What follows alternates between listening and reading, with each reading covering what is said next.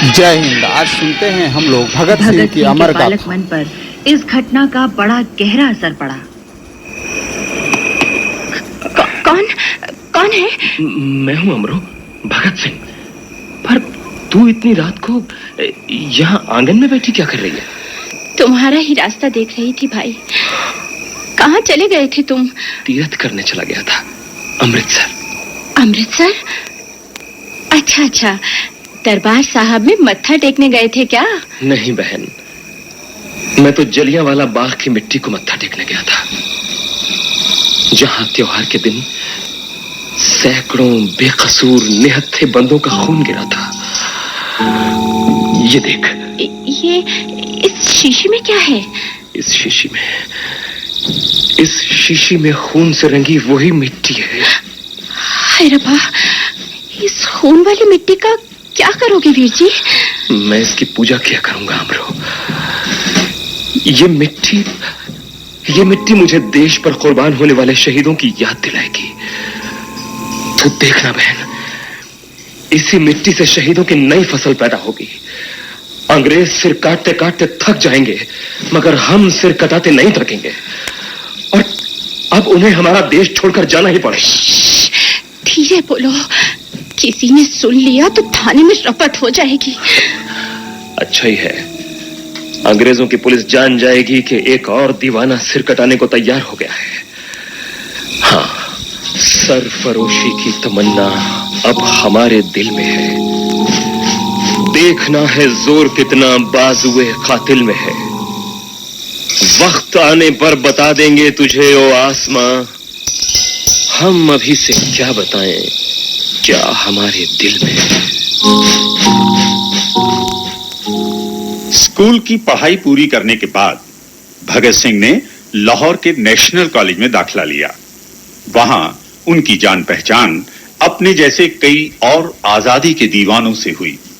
इन लोगों ने मिलकर भारत नौजवान सभा का गठन किया। जल्दी ही इनका संपर्क उत्तर प्रदेश, बंगाल, महाराष्ट्र और दक्षिण भारत के क्रांतिकारी संगठनों के साथ हो गया। उत्तरी भारत के प्रमुख क्रांतिकारी चंद्रशेखर आजाद भी इनके पास आते जाते रहते थे। ये सब लोग दिन रात देश को स्वतंत्र कराने के लिए प्रयत्नशील रहते।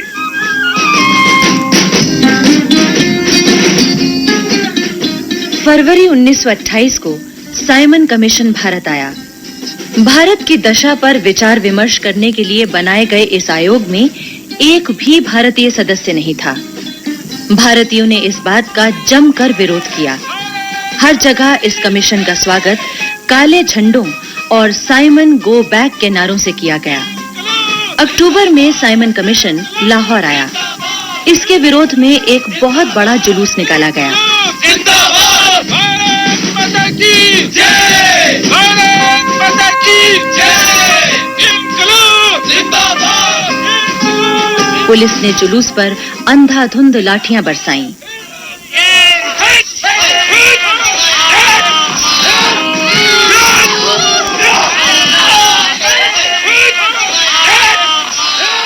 बुजुर्ग नेता लाला लाजपत राय बुरी तरह जख्मी हुए और कुछ समय बाद इन्हीं चोटों के कारण उनका देहांत हो गया। भगवती भैया, लाला जी की मौत का बदला लेना ही होगा। वो तो ठीक है भगत सिंह, मगर हम बदला किससे लेंगे? लाला जी पर लाठियां बरसाने वाले सिपाही भी तो हमारे हिंदुस्तानी भाई थे। हाँ, मगर उन्हें लाठी चलाने का आदेश देने वाला तो अंग्रेज था, सुपरिंटेंडेंट स्कॉट। मुझे लाला जी के बदन पर पड़ने वाली एक एक चोट की कसम है, मैं स्कॉट को जिंदा नहीं छोड़ूंगा। चंद्रशेखर आजाद और भगत सिंह ने स्कॉट को मारने की योजना बनाई। स्कॉट को पहचानने वाला साथी जयगोपाल अपनी साइकिल ठीक करने के बहाने थाने के ठीक सामने रुका हुआ था। एक अंग्रेज पुलिस अफसर को थाने से निकलते देख उसने इशारा किया। उसका इशारा पाते ही आजाद और भगत सिंह साइकिल पर आगे बढ़े। राजगुरु पैदल थे। इन लोगों ने पलक झपकते ही अंग्रेज अफसर का काम तमाम कर दिया। साथ में एक भारतीय सिपाही चानन सिंह भी मारा गया। ये लोग साइकिलों पर सवार होकर भाग निकले। इन्हें बाद में पता चला कि ये मरने वाला अंग्रेज अफसर स्कॉट नहीं बल्कि उसका सहयोगी सॉन्डर्स था। लगभग उसी समय भगत सिंह ने तय किया कि वे अपनी बात बाहरी दुनिया तक पहुंचाने के लिए एक धमाका करेंगे। दिल्ली के सेंट्रल असेंबली हॉल में बम फेंकने की योजना बनाई गई। इस बम से जोरदार धमाका हुआ। हॉल में धुआं भर गया, लेकिन इससे कोई भी घायल नहीं हुआ।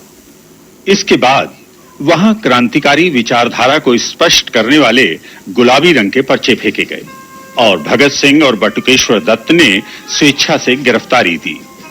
हालांकि आजाद नहीं चाहते थे कि भगत सिंह गिरफ्तार हों। वे बम वाली घटना के दिन भगत सिंह और दत्त को वहां से हटाकर सुरक्षित स्थान पर ले जाने का पूरा प्रबंध कर चुके थे, लेकिन भगत सिंह ने स्वयं ही गिरफ्तारी, जेल और फांसी का रास्ता चुना। और ऐसा हुआ भी। 28 मार्च सन 1931 को क्रांतिकारी गतिविधियों के फलस्वरूप भगत सिंह, राजगुरु और सुखदेव को फांसी दे दी गई।